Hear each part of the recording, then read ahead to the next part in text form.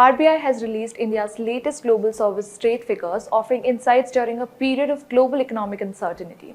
With recessionary fears leading to a slump in worldwide demand, it's interesting to see how India's exports performed in March financial year 24.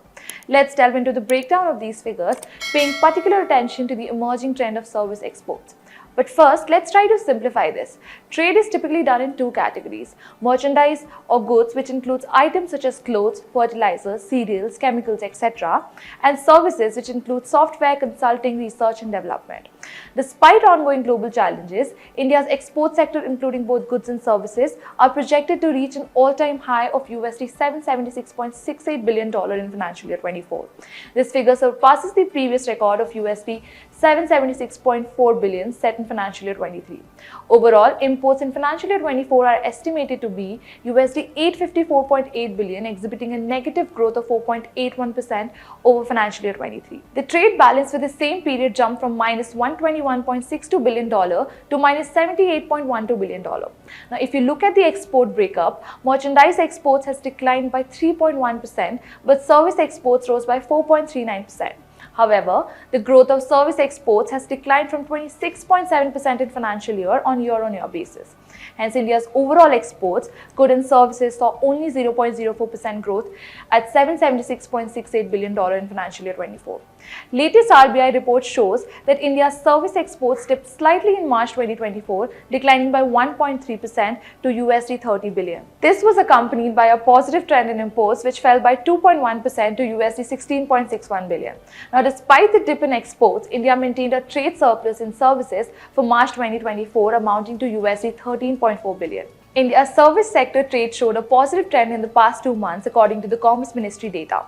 Service exports are estimated at $339.62 billion for financial year 24, while imports are estimated at $177.56 billion.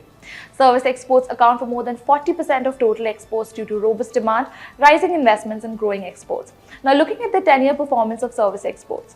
In the post-pandemic phase, India's service exports was recorded at $206.1 billion in financial year 21, $254.5 billion in financial year 22, and $325.3 billion in financial year 23. This implies a record 50% growth in the last 3 years itself. The pandemic had a significant impact. However, the service sector has shown resilience to the economic disruptions. Service sector has recently grown remarkably and been the dominant sector in India's GDP, with significant contribution to exports and FDI. Now, what are the reasons behind this year-on-year decline in the overall trade? Financial year 24 has proven to be an extremely challenging one for the global trade landscape. The ongoing conflict between Russia and Ukraine continues, disrupting supply chains and causing uncertainty. This wasn't the only challenge, as other unexpected conflicts emerged, further complicating the international trade landscape. Also, tensions in West Asia, particularly threats to shipments passing through the Red Sea, have disrupted the export sector. This has caused a significant rise in freight rates and insurance costs, burdening exporters with very high surcharges. Beyond these immediate disruptions, the fear of a global recession has weakened global demand for goods and services. These combined factors have created a complex and challenging environment for international trade. Overall, the slowdown in India's export growth is likely a combination of global and domestic factors. While there are challenges, the government's initiatives and India's strong economic fundamentals can help export sector recover and grow in the long term. Having said that, this is Aditi Priya signing off. Did you like watching this video? Then download our app, Informed Investor, to watch more such informative and interesting videos. Equity investments are subject to market risk. Read all investment-related documents carefully.